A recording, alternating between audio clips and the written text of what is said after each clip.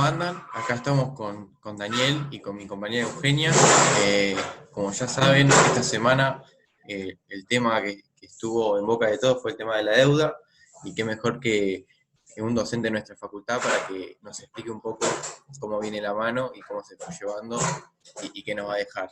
En este caso estamos con Daniel Artana. Él es docente en nuestra casa de estudios y además es jefe de FIEL, la Fundación de Investigaciones Económicas Latinoamericanas, que bueno, entonces accedió muy amablemente a responder un par de preguntas sobre la deuda. Muchas gracias, Daniel.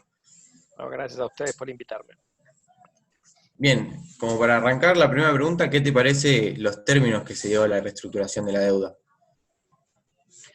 Yo diría que como toda negociación, las partes, es decir, el gobierno argentino representando al país y los acreedores empezaron con posiciones que parecían muy lejanas y terminaron llegando a un punto intermedio. La primera oferta del gobierno argentino, medida en valor presente, como habitualmente se mira esto en la jerga financiera, había que usar una tasa de descuento, una tasa de descuento que en general usó todo el mundo como referencia, era 10% anual en dólares, valía alrededor de 40 centavos, las primeras ofertas de los acreedores estaban en 62, 63 y se terminó cerrando en un número un piquitín por debajo de 55.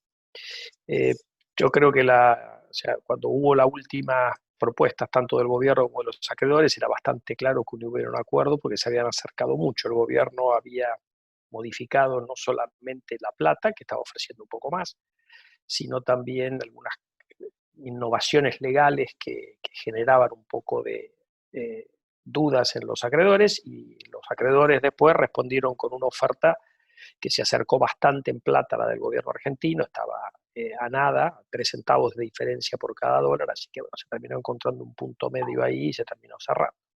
Y también los acreedores aceptaron cambiar algunas cuestiones legales que habían pedido en alguna posición previa, es decir, se vio un intento de las dos partes por arreglar y bueno, lo importante es que este tema quedó atrás y es posible que definitivamente, es decir, sin juicio, definitivamente eso, porque después uno obviamente habrá que ver si esta deuda se paga, otra vez eso es otra discusión, pero es posible que no haya juicio porque acuérdense ustedes que los bonos que se canjearon, que eran unos 66 mil millones de dólares de capital y además 60 mil millones de dólares de intereses aparte, esos bonos tenían dos tipos de cláusulas legales. Los bonos emitidos en 2005 y 2010, lo que se llaman los bonos de los canjes o de exchange bonds, tienen lo que se llaman cláusulas de acción colectiva, y los bonos emitidos en el 2016, lo que se llaman bonos Macri en la jerga, tienen también cláusula de acción colectiva. ¿Qué es una cláusula de acción colectiva? Que si uno arregla con una mayoría de acreedores, la minoría tiene que aceptar lo que se arregló con esa mayoría. La mayoría, uno va aprendiendo, digamos, en los bonos de Macri es bastante baja, quiere decir que es muy probable que se puedan canjear todos, son algo más de 40 mil millones de los 66. En los bonos emitidos en 2005 y 2010 se requiere un porcentaje más alto, pero es posible que se llegue, y si uno llega, se saca el problema de encima y no hay litigios. O sea, no tenemos toda vez esta historia de litigar en Nueva York, que fue muy cara para el país y que además genera ruido, porque uno todavía no terminó de salir por completo del default. Bien, y en base a eso, queríamos saber cuál parece que debería ser el impacto o podría ser el impacto en el déficit fiscal y en la presión tributaria a partir de esta reestructuración que tenemos ahora.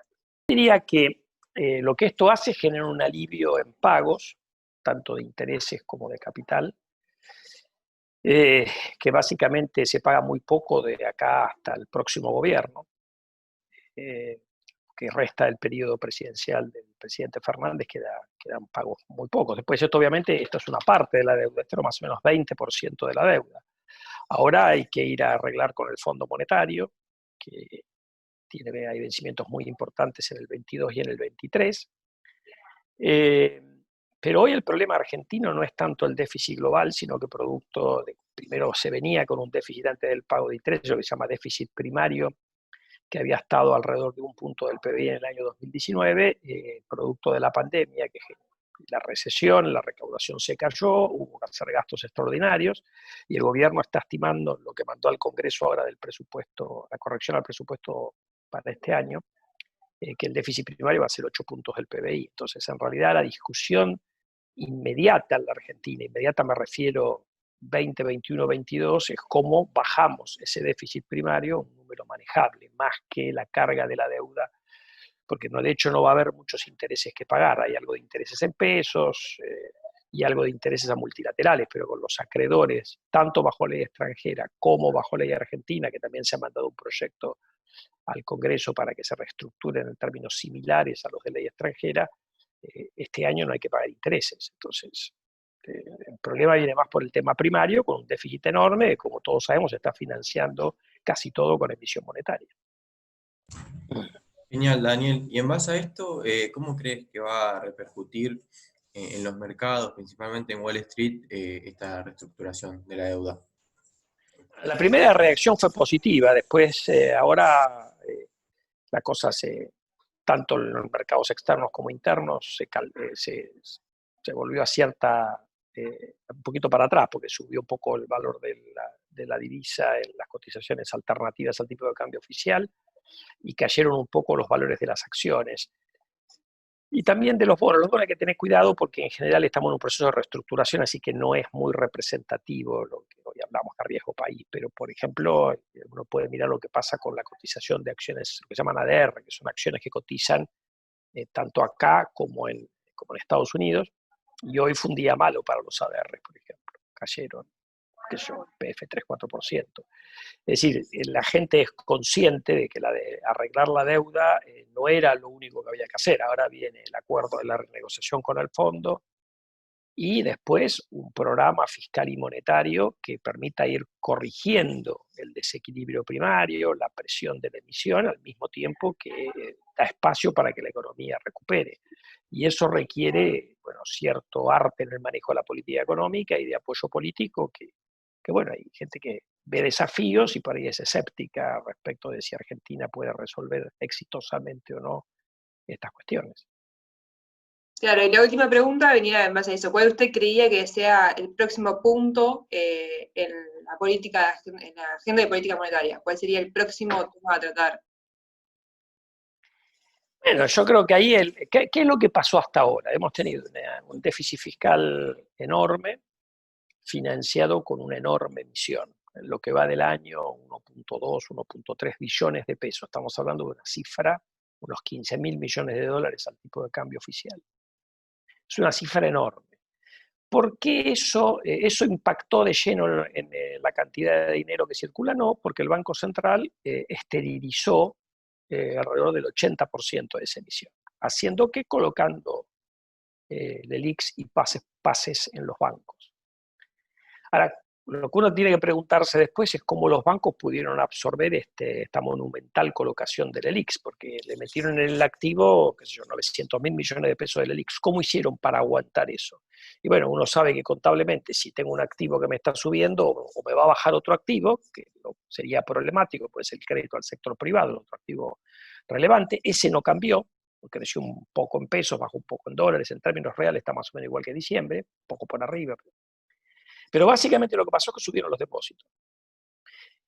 Entonces, en alguna medida, es como que el gobierno financió el déficit fiscal a través de colocando plata en los depositantes a través del sistema financiero. Ahora, ¿por qué subieron los depósitos? Porque hay un boom de confianza, porque la gente está desesperada por ahorrar en plazo fijo.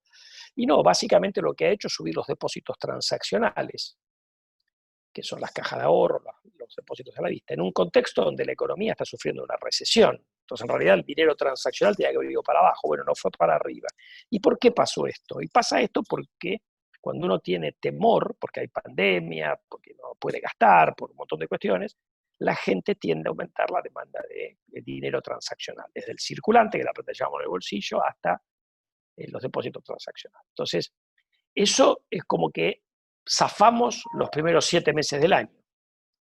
Y zafamos a media, porque uno ve que parte de esa emisión está pegando en la brecha cambiaria. Si la cosa estuviera fantástica y la emisión no genera ningún problema, no tendríamos la brecha cambiaria que tenemos hoy. Es decir, hay algo que está mostrando que hay un problema.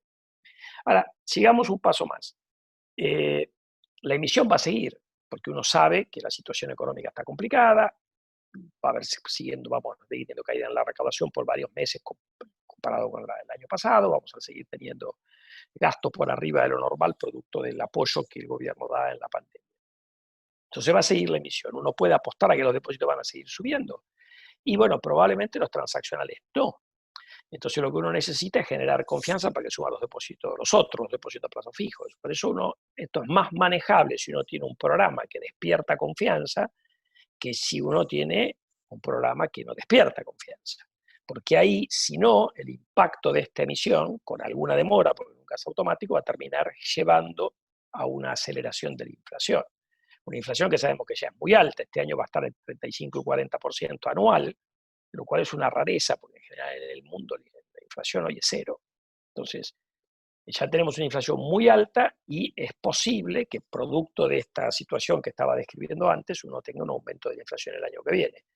Nosotros calculamos que se puede ir a 60%, quizás un poco más, pero hay un riesgo de que esté todavía más alto. Va a depender un poco de cuán confiable sea el programa. Entonces, ¿cuál es la secuencia? Hay que sentarse con el Fondo Monetario, negociar un programa que sea aceptable para el Fondo Monetario y para la Argentina, a partir de ahí generar confianza, tratar de que decisiones del gobierno no generen desconfianza, y después ir viendo cómo esto va cuajando al mismo momento que la economía va a rebotar, porque después de una caída tan enorme, de hecho ya se ha visto en los datos de industria y de construcción de los últimos 2 meses que han mejorado bastante respecto de abril, que fueron muy malos, pero uno tiene que ir consolidando eso. O sea, si uno va generando un ambiente, va ayudando a la recuperación y va ayudando a mostrar cierta consistencia entre lo fiscal y monetario, me parece que va a ser todo más fácil de manejar, más allá de que yo creo que es medio inevitable que la inflación suba un poco el año que viene. Buenísimo, muchas gracias, Daniel. Nosotros lo que queremos generar es un poco el debate, el pensamiento crítico entre los estudiantes y sobre todo en los temas más importantes del día a día, de la coyuntura, que muchas veces estando estudiando de los libros y todo, no se tratan o no les prestamos atención. Bueno, perfecto. ¿A quién más han convocado para esto? ¿A qué otros profesores? Y ayer hicimos un Zoom con Jorge Carrera. Ah, mira qué bien. Sí, como para, sabemos que piensa más. Y además está en el directorio del Banco Central, así que tiene una mirada doble, digamos. Claro, exactamente. La idea, bueno, es justamente contraponer un poco las ideas, sabemos que piensan bastante diferente y está bueno generar ese pensamiento crítico y que nos hace falta un poco, creo, en los estudiantes. Seguro, todo lo que sea debate es bienvenido. De hecho, está bueno compartir, decía yo, con Jorge tengo una buena relación, así que cuando quieran hacemos uno conjunto. Bueno, gracias entonces. Terminamos acá, ¿no? Terminamos. Genial, Daniel. Muchas gracias a vos. Ok, hasta luego. Gracias a ustedes. Nos vemos. Hasta luego.